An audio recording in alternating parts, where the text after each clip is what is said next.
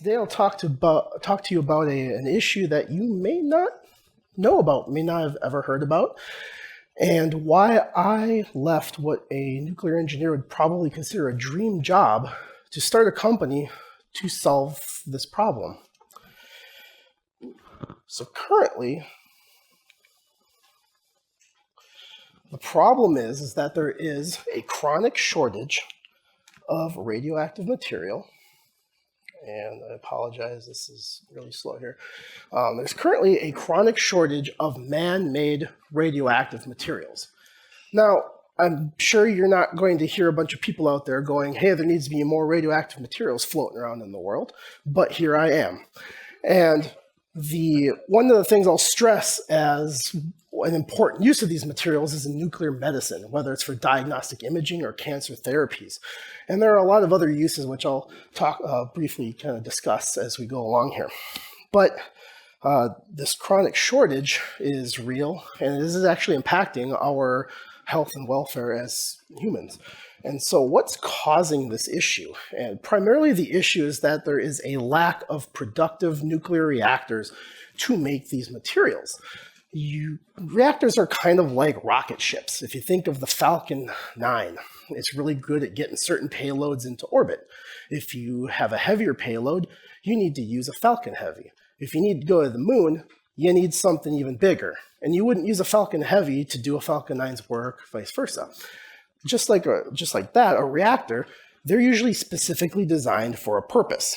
So with a power reactor, you have a big reactor that produces a lot of heat, but it does not have the characteristics that enable it to effectively produce radioactive materials for these purposes.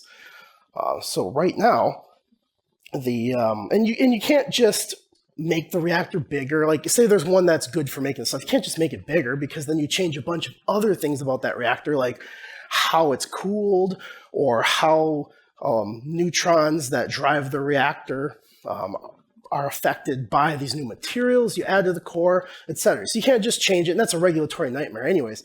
And so the concrete issue here is that there's only 6 government-run research reactors abroad that produce these nuclear radioactive, or these nuclear medical materials on a commercial scale that we use. So the entire world supply of radioactive materials that underpins all of our nuclear medicine effectively come from only 6 reactors in the world.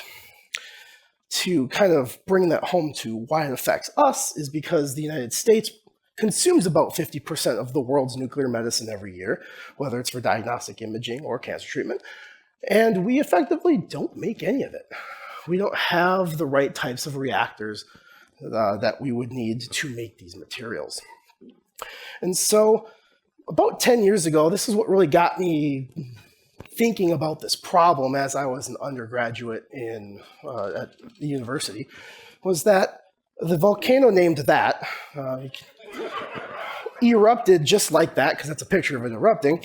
And the problem is that while it was not the biggest eruption ever recorded, it certainly put a lot of that ash into the air. And that disrupted transatlantic flights. At the same time that erupted, just before the volcano erupted, the one reactor in Canada that was online, that still existed at the time, that supplied all of North America, was down for scheduled routine maintenance. So all of our European suppliers now were cut off.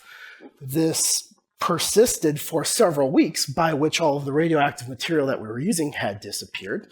And by the end of this sort of crisis, the United States was short 50,000 doses of this nuclear material per day. 50,000 doses per day of people not getting a treatment.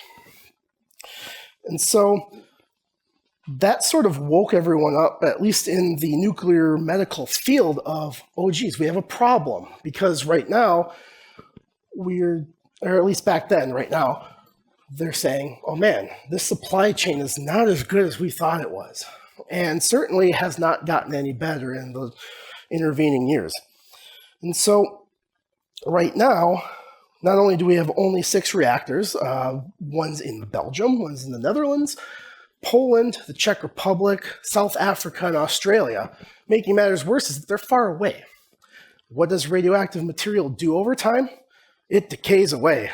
So you have to make more of it the farther away the reactor is, so that when you get it at the hospital, it's in the medical dose mandated by, well, the procedure itself, because you have to have enough material to get a good image for a diagnostic image, and because there's a regulatory impetus for that as well.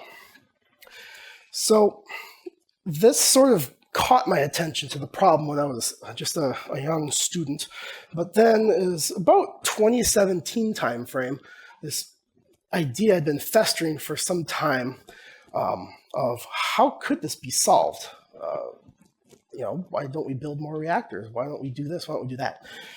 At that time in 2017, I was a reactor engineer at the Advanced Test Reactor out at Idaho National Laboratory. There is a very large test reactor that, incidentally, because of the way it's designed to create a very large number of neutrons to bombard material to see how it evolves over time in a reactor environment.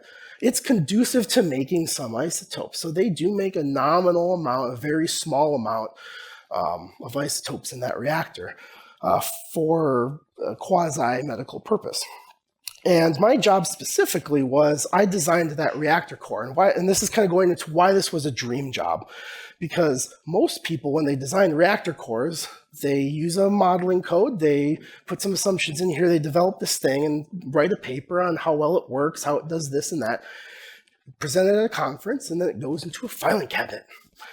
But in my job, when I designed a reactor core to enable certain experiments to occur, the operators over the plant would put in the things in the reactor where I said they had to go. So it was like, I got to design this thing and it ran the way I designed it. That was so cool. And there's a vanishingly small amount of jobs available where that's what you get to do. But, and on top of that too, of course, being a government contractor, fantastic benefits, and they paid me way more money than I should have been making. So, it was the perfect job. My dad was like, "You made it, it's perfect." But this problem still kind of bothered me because it's like, it was kind of what kind of fed that itch was that coming to conferences like this, learning more about a philosophy I hold dear, that there are political consequences as a result of certain objectivist ideas, and they didn't quite match with what I was seeing how things operate in the real world. There's a very small number of reactors that are actually operated by private entities. Most of them in the United States are power reactors, and there's less than one hand's worth that are research reactors that can make these isotopes. So, how did my thinking kind of lead into me leaving and starting this company? Well, I sat down, let's see, did I do this too early? I remember back in 2017, still at the lab, I was at this conference in Pittsburgh, and I had the opportunity to sit down with someone you may have heard of named Blake Shoal, CEO and founder of Boom Supersonic. And I was really interested in talking to him because I was interested in this idea that might be a company, and I would have to work in a very regulated environment. And, well, so did he. You don't just get to build planes and go do fun things. There's a lot of regulatory stuff he had to deal with, too. So it's like, how do you do it? What's it like? Do I even want to bother doing this? And he said some pretty insightful things.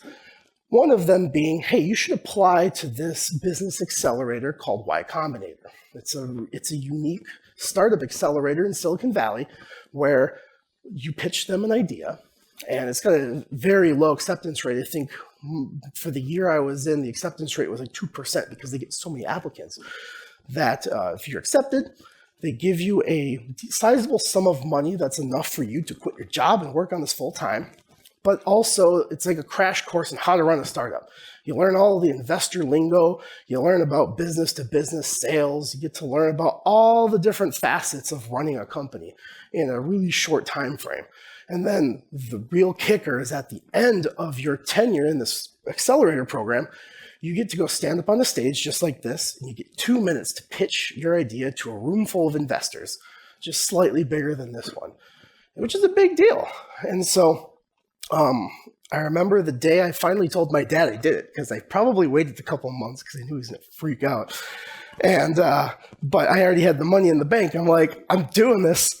And so the rest is a little bit of history that we'll get into towards the end here. But first, before we kind of continue the story, let's make sure we're on the same page about what are radioisotopes. And the previous presentation by Dr. Picot kind of went into this a bit, so there might be a bit of a refresher. But there we go. But we'll start with good old carbon-12. And carbon is essentially carbon because it has 6 protons, and it's carbon-12 because it also has 6 neutrons, giving it a mass of 12, roughly speaking. But an isotope of carbon, certainly carbon-12 isn't, or I should say an isotope of carbon-12 would be carbon-13, if it pops up here, which is, it still has 6 protons, but it also has 7 neutrons, giving it a slightly larger mass. So it's a slight variation on a chemical element. And we can go one more, and we can say, well, what if we add another neutron? Then we get carbon-14. And this time, it happens to be radioactive, and we'll talk about what that means and its implications. But carbon-14 is a half-life of roughly 5,700 years. It undergoes beta decay. 100% of the time it decays, and it has an energy. That beta has, on average, an energy of 49.5 kiloelectron volts. You don't need to worry about that unit of energy. It's a unit of energy. What we really care about in evaluating the use of isotopes for useful purposes is what is that energy value. And then certainly, you can go in the other direction and say, what if it had one less neutron? Then we have carbon-11, which happens to have a much shorter half-life. It undergoes positron emission, and it has a much higher energy given off in its radioactive decay. And so I want to stress that these are some of the things that lead us to know whether an isotope is good for a particular application. We are very interested in its half-life, because that's essentially how fast it's releasing energy as these things decay. We are very interested in what type of radiation comes off of it, because you don't want to use an alpha particle where we use a beta particle. And then we are interested in that energy because, say you're irradiating a tumor, you don't want it to be too energetic, because then it won't stay within the confines of that tumor. It might have enough energy that it bounces around and out into your healthy tissue. And so energy also matters. And there's some other considerations I'll kind of bring up too.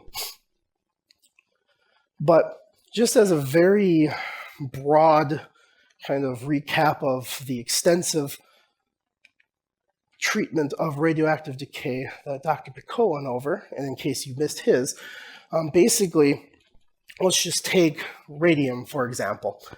At some point, because it's radioactive, it spontaneously undergoes alpha decay and emits a very highly energetic helium ion, the nucleus of a helium.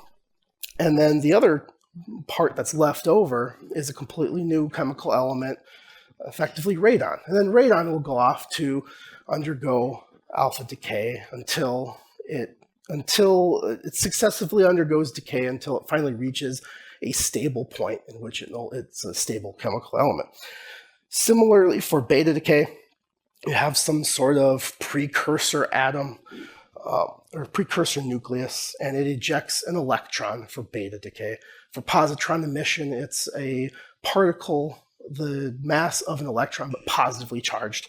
And then for gamma, the nucleus is effectively throwing out a very high energy photon, in a fancy way of saying light. And as I alluded to earlier, the different types of radiation have very specific uses. So, for instance, photons are most notably used for SPECT imaging, single photon emission tomography. You can basically, I like to call it human light bulbs, because you're basically kind of like an X-ray. Where in the dentist chair, they're shooting X-rays through you. Instead, you're injecting this radioactive material in your body, and you can use it to image various things. And depending on what type of material, what it's emitting, what energy, you can image different types of things. Consequently, things that are alpha emitters are astoundingly good as therapeutics.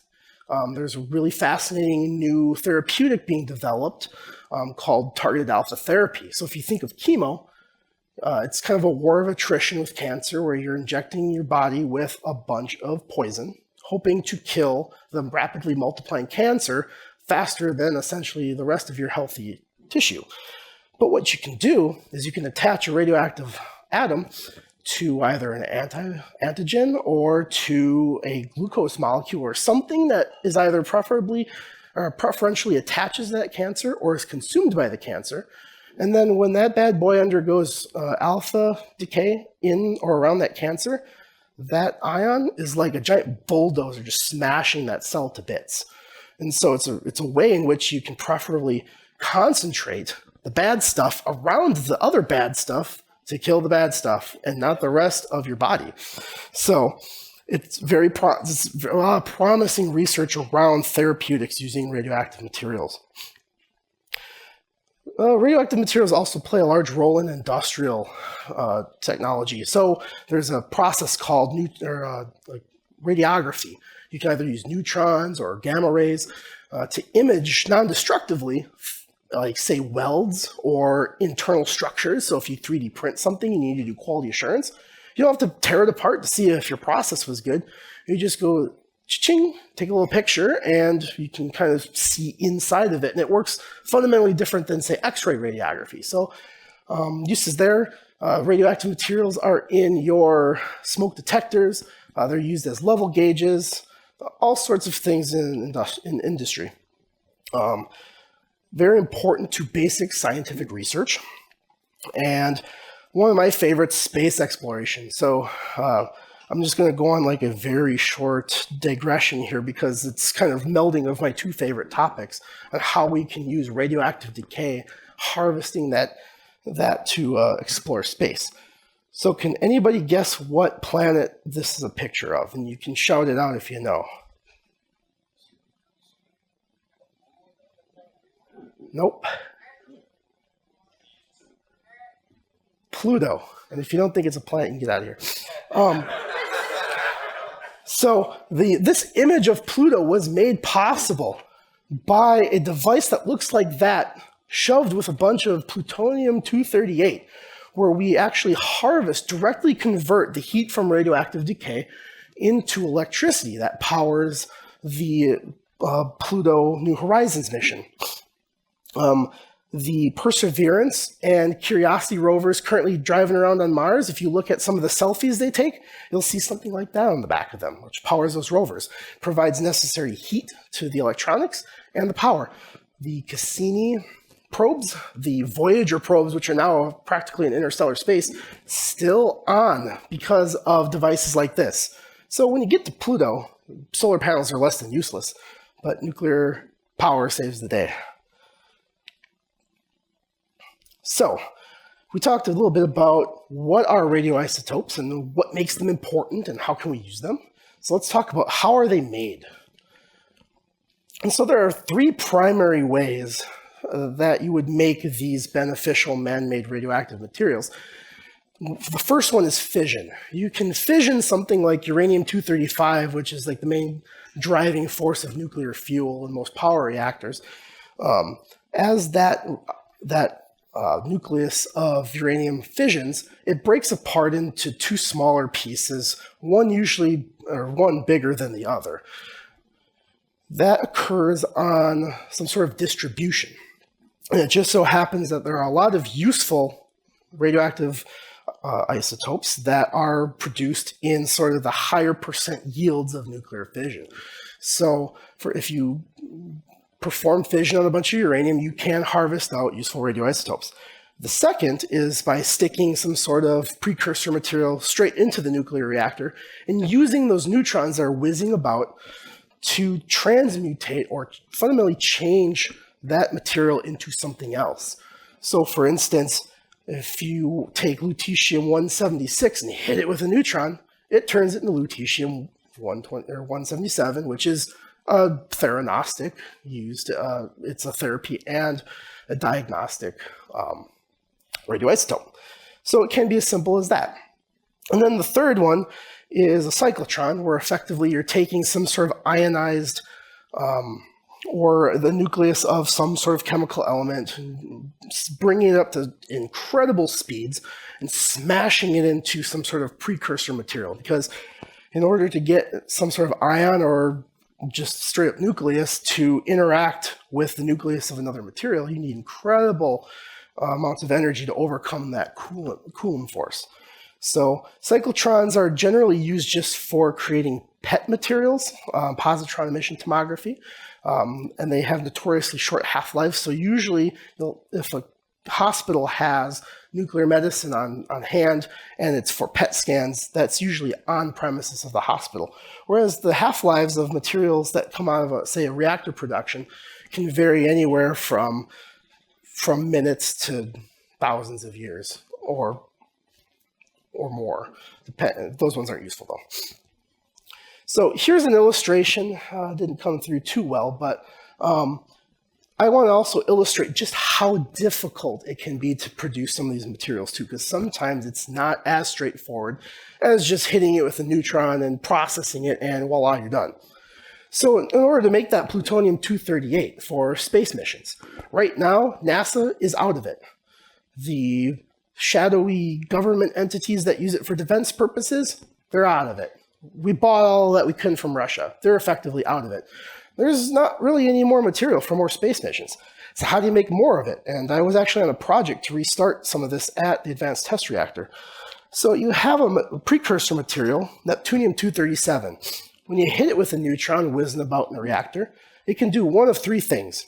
One, it can fission, and then it's no longer useful to you because it just broke up into a bunch of things that you don't want, contaminating your feedstock and making a mess. It can capture that neutron, emit two more, turn into neptunium-236, undergo beta decay in roughly 22 hours, and turn into plutonium-236, which is very not useful for space exploration. It's also a nice contaminant to lower the power density of your battery. And it's really hard to separate out and not really economical to do so, as it is chemically identical to all the other isotopes of plutonium. But fortunately, the odds are in our favor, and most of the time that neutron's captured, turns into neptunium-238, and or at least in the reactor to you, harmlessly emits that gamma ray. But the fact of the matter is it takes 2.1 days for that neptunium to undergo beta decay into plutonium-238, which is what we want. So in that time that atom is just kind of chilling there, it can capture a neutron, turn into neptunium-239, no longer useful to us. It can fission off, that sucks. And even when you get what you want, because you have to keep it in the reactor to produce a certain amount, it can capture a neutron, turn into something else, it can fission, etc. And so, and to be clear, not all things just fission. This does primarily because it's really high up there on his nice chart he had of the chart of nuclides there. It's much less stable than most other atoms, nuclei. But so there's many more factors that go into producing these radioisotopes than just stick it in a reactor. There's many competing optimizations you can do to get what you want. So it turns out to make this stuff effectively, you have to have a really highly powerful reactor, which most countries don't. You need to have this material, which is separated from nuclear waste. You have to have enough neutrons to get you to here, and you have to irradiate it for a very short time, pull it out, process it, refab a target, stick it in. Very expensive, timely process. Probably costs about 30 grand per gram to make this stuff. And that's just pure production costs, not even including the overhead numbers of staff and running the reactor or anything. That's just purely processing this stuff. It's expensive and hard to make. So I just bring that up to illustrate that some are easy to make, some are really hard to make, and depending on what you really want it for, it dictates whether it's useful to make or not. So now that we've kind of know how to make it, let's talk about ending the problem that there's just not enough productive reactors out there to make this stuff. All of these things that are useful to us, whether it's technetium, plutonium, barium, actinium. There's countless isotopes used for countless things. And so I kind of spoiled it here. Hint, it involves, my sort of thesis was, we just need to build more reactors. And so my company, Atomic Alchemy, which I started in 2018, has developed the Versatile Isotope Production Reactor. And this is a very fortunate name for several reasons. One, it just sounds really cool, like it's a really capable reactor, because it is. But the contrived acronym which nuclear engineers love. We love making acronyms. It kind of fits the logo, so I was like, oh, that's a secondary fun thing.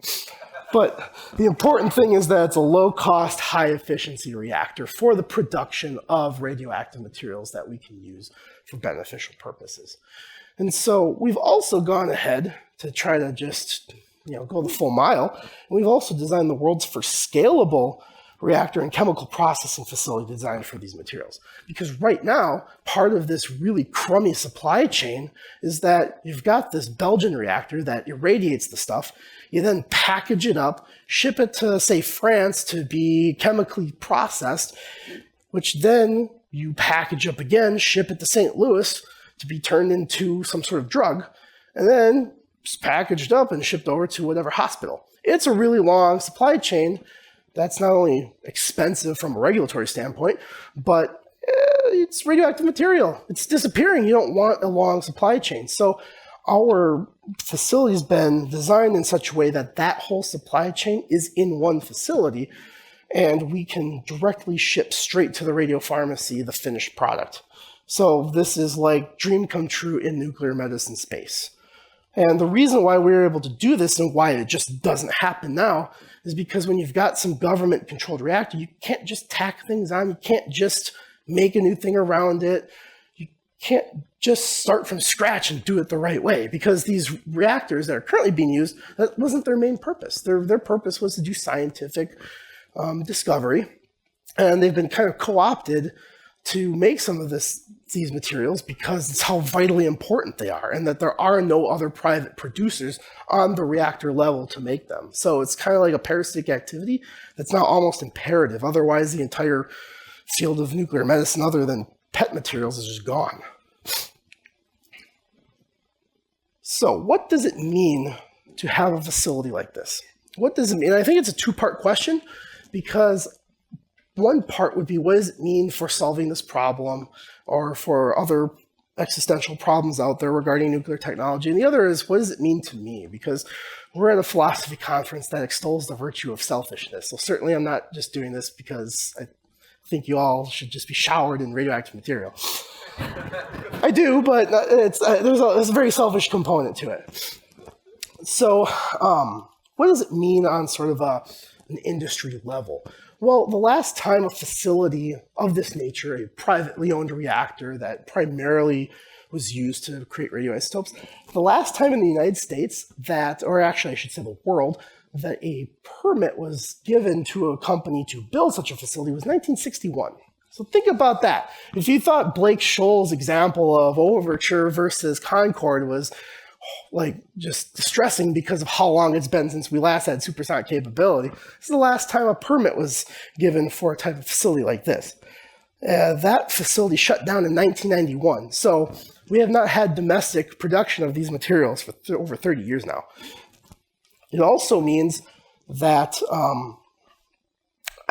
what I'm hoping comes of this as well is that my success, if we build this, and I'm pretty darn certain we're going to, means that other people will be inspired who have a similar vision to see for themselves that, hey, this regulatory paradigm, all these naysayers are, well, not an infinite hurdle, and that they too can do it. And we see a proliferation of other uses of nuclear technology because they can see somebody else did it.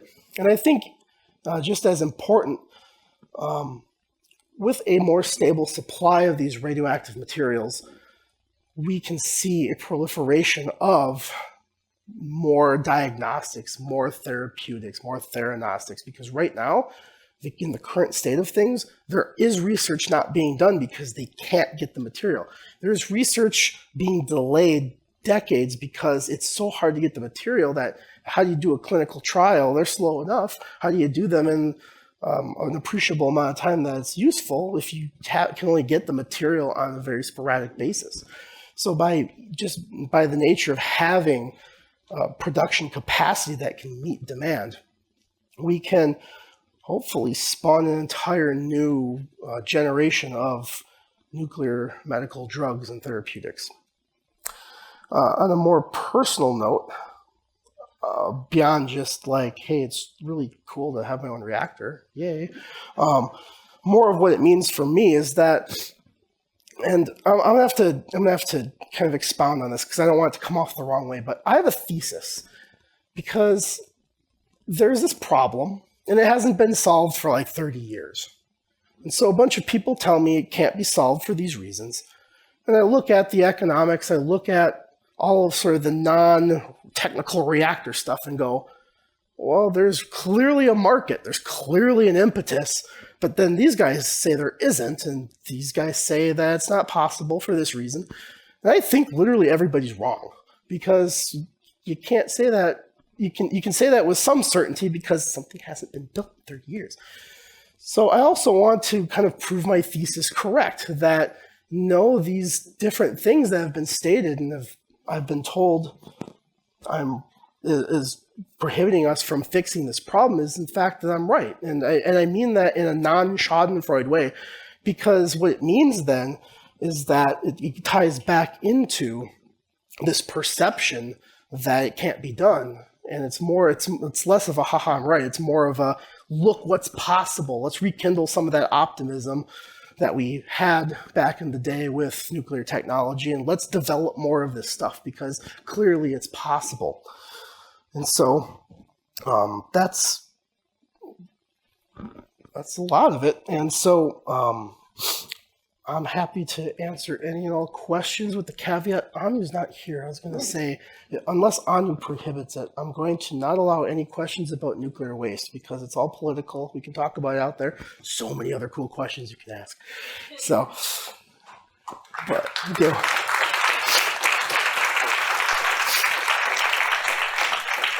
My question is, does your company sell stock or is it entirely privately held? We are still currently a private company. I'm actually just about to raise my Series A financing, so we're still decently early on, but we are lined up to have our construction permit submitted to the Nuclear Regulatory Commission next spring, and currently our timeline for bringing this facility online is 2027. Which will hopefully beat a lot of these aging reactors that are on their way out. Something I forgot to mention, these 6 government-run reactors abroad that are largely research vehicles, one of the very pressing things why this has to happen now is because 5 of those 6 are set to have their operating license expire between 2024 and 2030. Like, they're on their way out. They're between 47 and 64 years old. That's really old for a manufacturing process. These things go offline chaotically because of maintenance issues. So it's pressing that we bring this facility online in time, that these ones don't shut down, and there is no more source because small university research reactors don't have the neutron density to produce these materials like these high-powered research reactors do. For the same reason, power reactors are not good for most isotope production because they're big, but they have a low neutron density. So yeah, we're still a private company, and there's really no timeline on an IPO, but I'll let you know.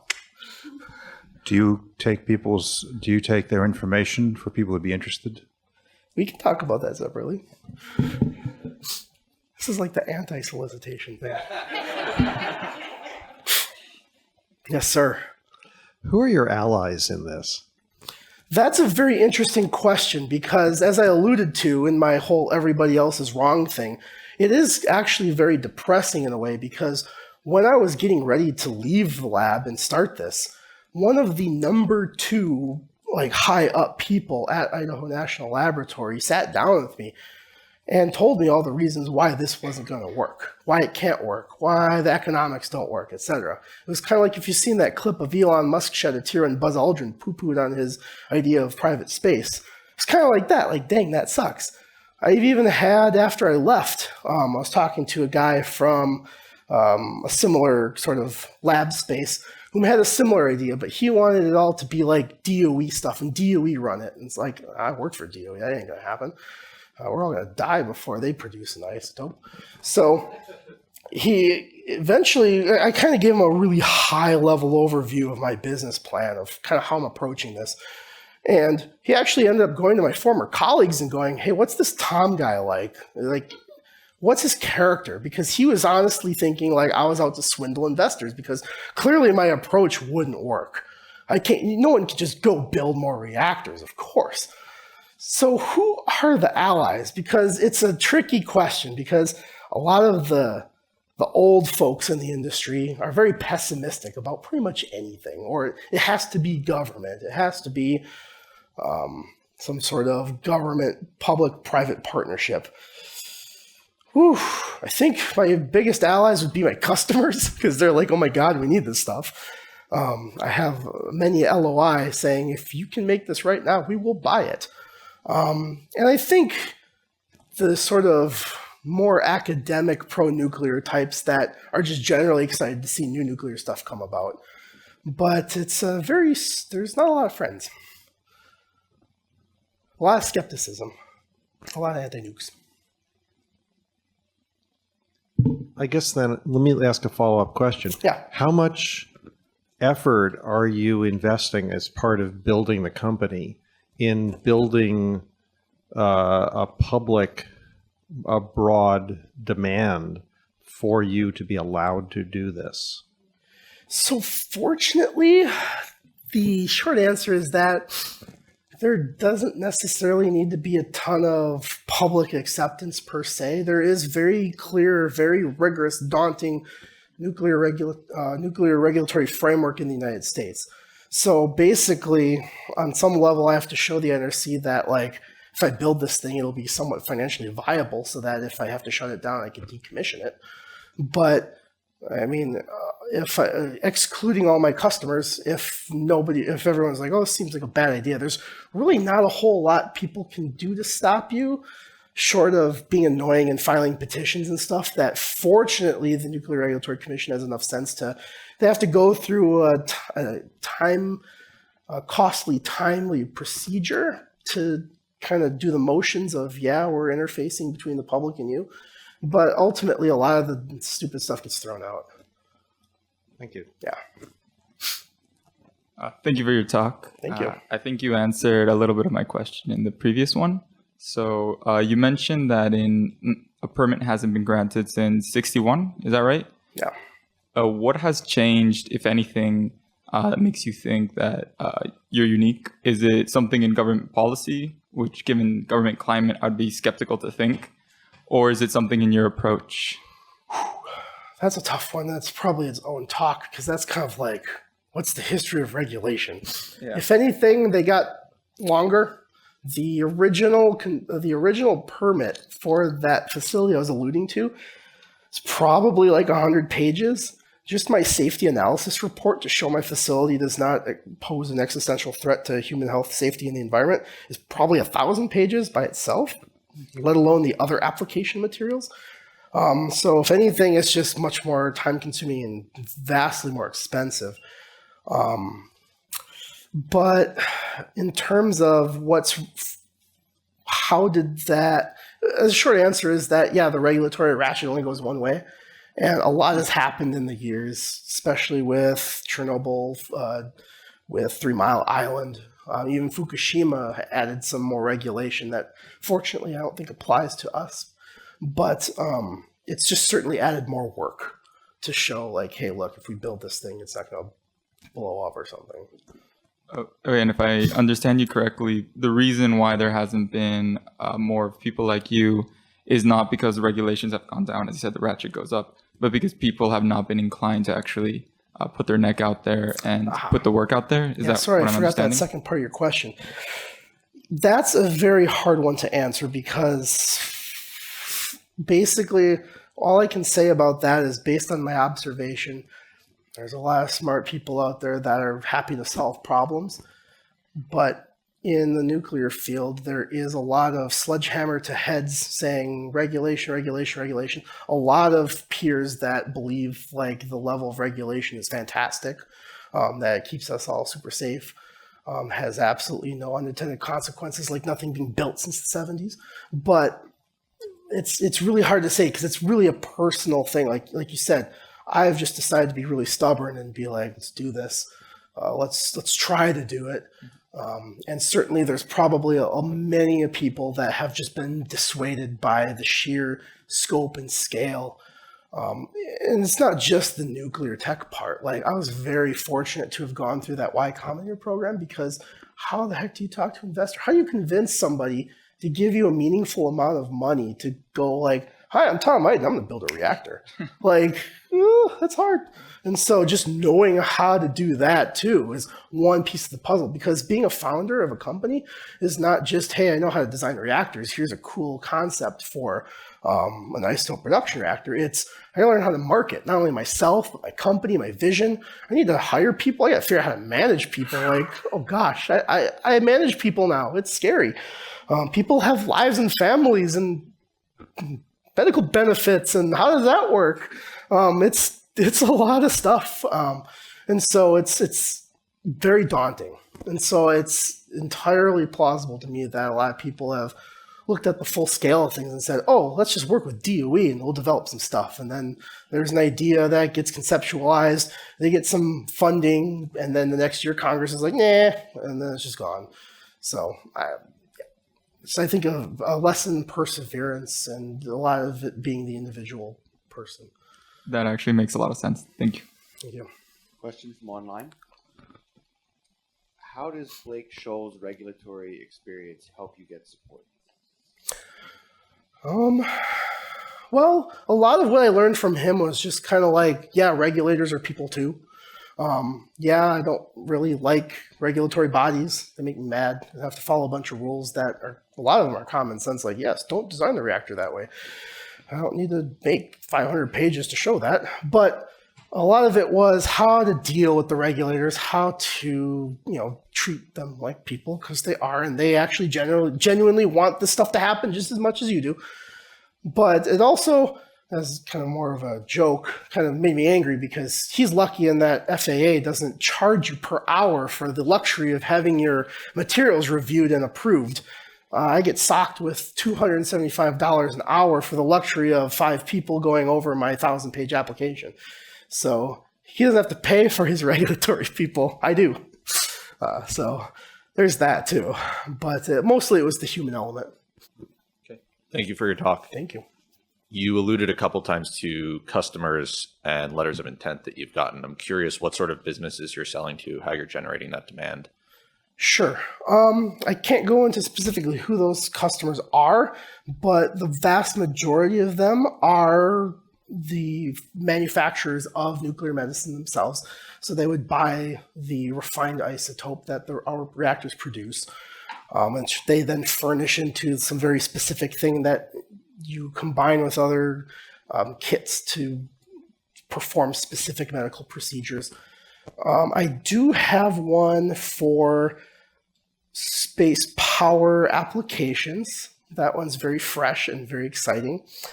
And let's see, I do have one for an interesting technique that's not really a radioisotope related thing, but it's actually a tangential use of our reactor. Is that it's for what's called silicon neutron transmutation doping, where you basically take a large silicon ingot that ultimately gets chopped up into wafers and gets turned into chips and stuff. And if you put it in a reactor, those neutrons whizzing around will occasionally hit an isotope of silicon inside that ingot, and then transmutate it into something that decays into a phosphorus atom.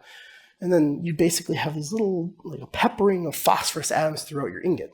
And that makes the semiconductor conductive. So you can actually tune how conductive your semiconductor is with that method. And it's typically used for high voltage applications right now. So we do have something for that, where it's a reactor service, essentially. And an interesting application of nuclear technology to semiconductors. It's right now, sort of there's two prevailing methods to do that. One is that reactor-based one. One is more of a chemical-based one where you basically put the ingot in like a really high pressure chamber and just force the phosphorus gas into the ingot. You have some issues with that though, in that you can only push it so far. It's really hard to do that, and you get a really not the greatest gradient of semiconductivity where neutrons don't have a charge. They're neutral neutrons. And so they can permeate the entire ingot with ease and give you a nice distribution of these atoms. So it's much more effective. It's just you need a reactor to do it. So those are kind of the customers so far. And we can do cool things like radiography as well. And so always look at it's not easy to get these customers either, because as I said, the perception of let's just build reactors is definitely, that sentiment is, that skepticism is also shared amongst a lot of nuclear medicine manufacturers, because for decades, certain companies have promised, yeah, we're going to build more reactors, we're going to build more capability. They take all this government funding, turns into a 15-year project that ultimately dies because they stop getting funding. And most of my customers are like, yeah, we'll talk when you build your thing, which is very not useful, very not helpful. Kind of have to have customers to get investment and stuff. But there's a couple of intrepid companies that will take the risk of talking to me early, because one of the things you have to understand too is this is a small, nuclear medicine's a big thing, but there's a small number of players. So if you've got there's a whole whopping 6 reactors, there's just as many, if not less, processors. If you go make your processor mad, well, there goes your stream of material. Well, they're talking to these new guys. Screw them. Okay, we'll jack up the price. So a lot of them have been hesitant to talk until we've had an operating facility because of agreements and sensitivity to their current suppliers. So it's very difficult. It's hard to get people to talk, but the good news is, as we continue through this regulatory process, it adds a lot of weight to us and our capabilities to pull this off, because further along, a little less risk. Certainly when we submit that, we've submitted a number of very large things already to the NRC, to the point where someone in the field would be like, okay, wow, these guys are serious, and they're executing. To someone outside of the nuclear field, probably more on the customer end, once we submit that construction permit, that will really be sort of that inflection point where in order to submit something like that, I'm not even talking about getting it approved, submitting it takes so much time and money and expertise and deep knowledge of the technical aspects of all this, that it's really hard to be like, oh, we can't take these guys seriously. It's really hard to say that when you submit something like this. So next year is going to be a big year for us, because once we submit it, it's kind of like, yes, it's happening. It's just a matter of when. This is a rabbit hole. Why it means it's going to happen is because, fortunately, with the Nuclear Regulatory Commission, it's rather non-political. Like, you can think of a lot of, say, Californian regulatory bodies where it's obvious it's political. NRC is so relatively non-political that even if Trump or Biden or any politician, any executive branch member wanted to stick a executive order on the NRC to say, make it really hard for Atomic Alchemy, NRC can say, go pound sand, because they're actually an independent regulatory agency. They don't actually fall under the envelope of the executive branch. They're kind of out there in the middle, and they only change the rules based on an act of Congress. So those rules are really stable too.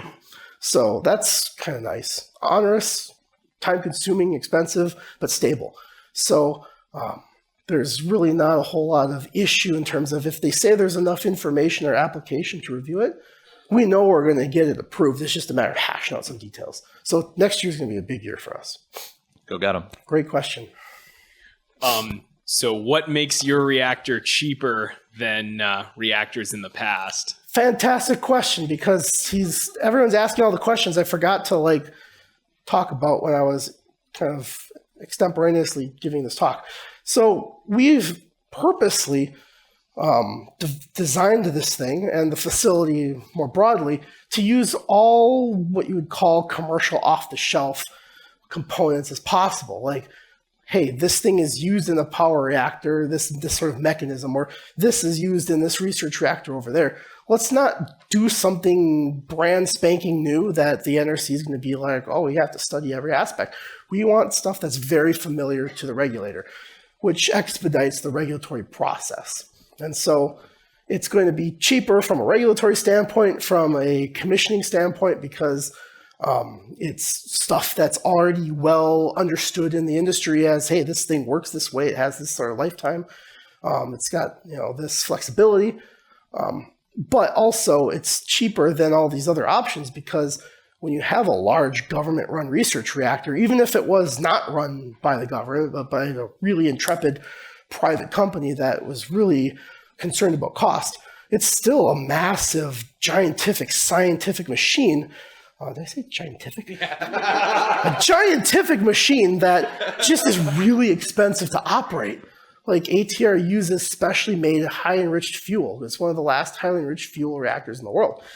It's really expensive to make that stuff. It's got all this massive support system. By comparison, ours is what I like to call fondly huggable. It is actually literally small enough that you could almost get your arms around it. It's really highly energy dense, but it's a very small footprint, very few parts, like orders of magnitude less than, say, a large research reactor or power reactor, thousands of times less components. And so it's just very simple. It's simple, the operation is simple. All you do is turn it on, let it go, and you just throw stuff in there, pull it out. So we've designed it to operate very simply and use parts that are already familiar in industry and from a regulatory standpoint. Cool. At least until we're up and running and we're making money, and then who knows? We can do something even cooler that might take a little more risk and regulatory finagling. Cool. Thanks. Great question. Thank you. You mentioned 2027. What would the timeline have been if you had been free to use your own judgment? Ooh.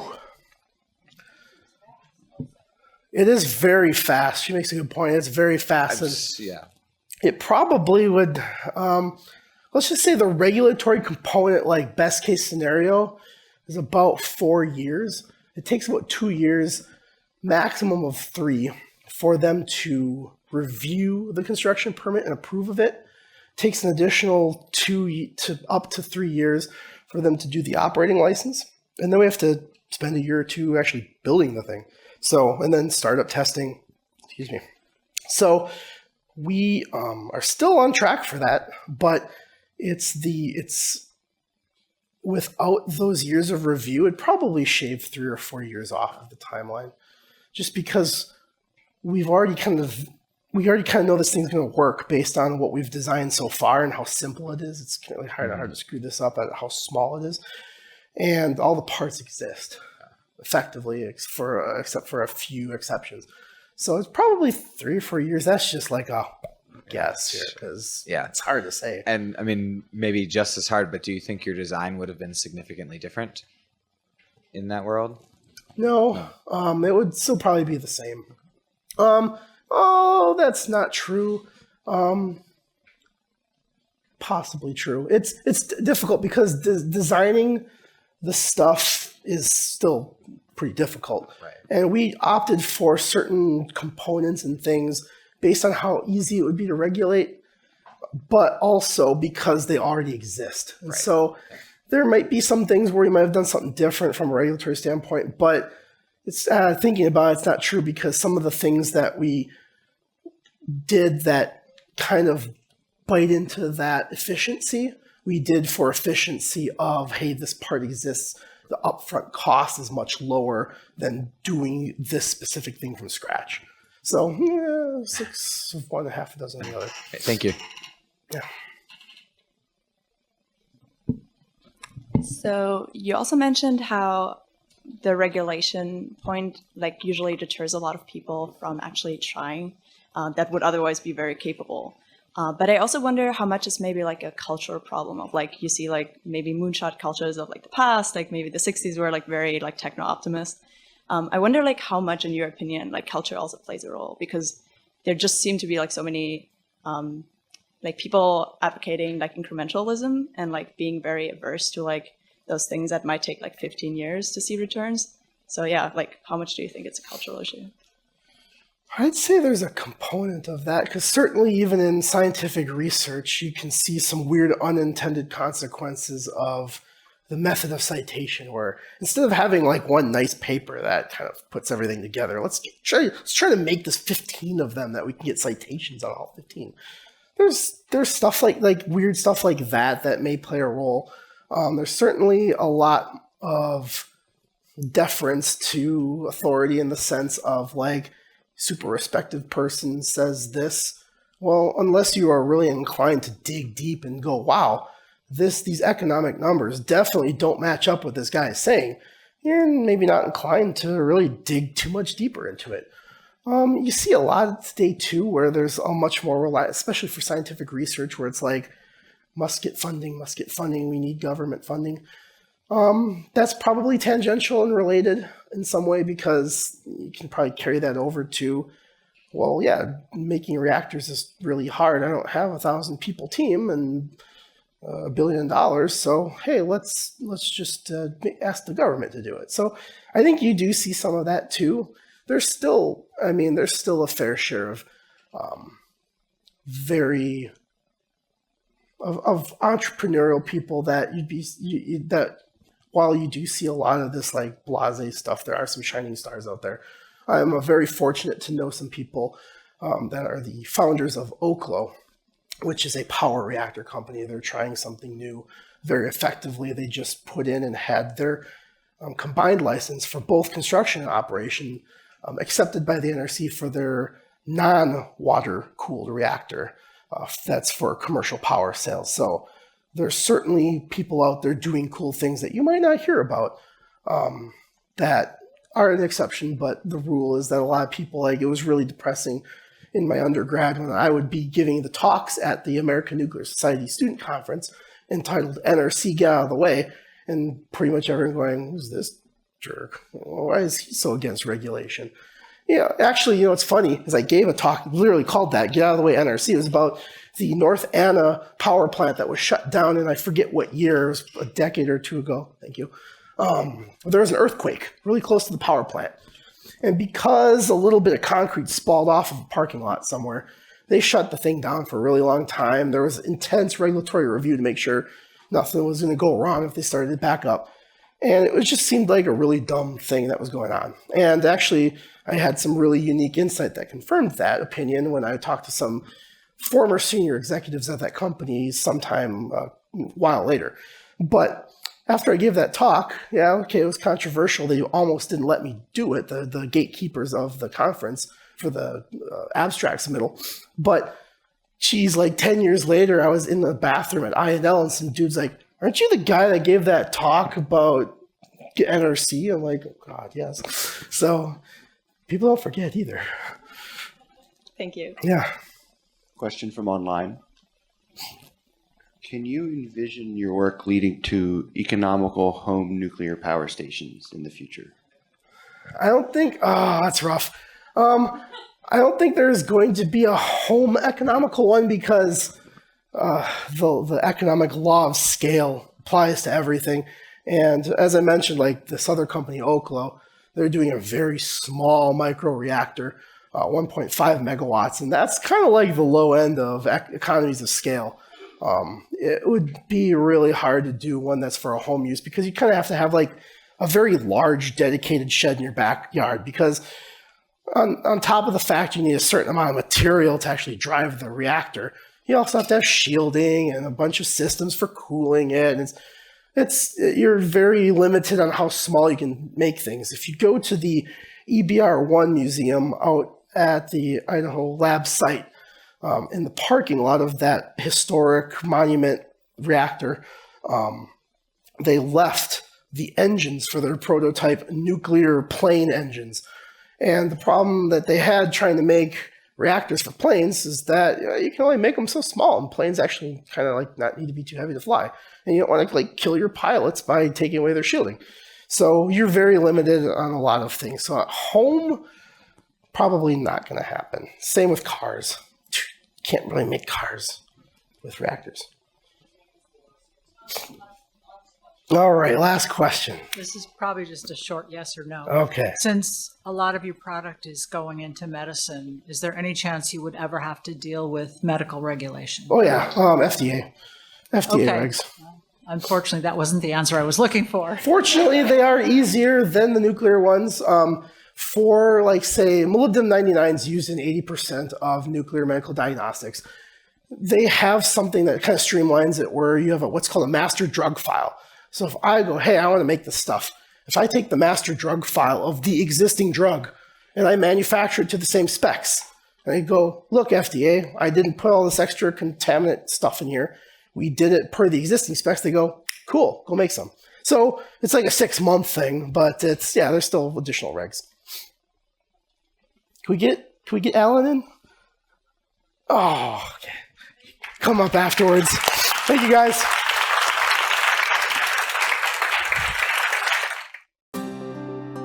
Thanks for watching. Be sure to subscribe and ring the bell to never miss a video.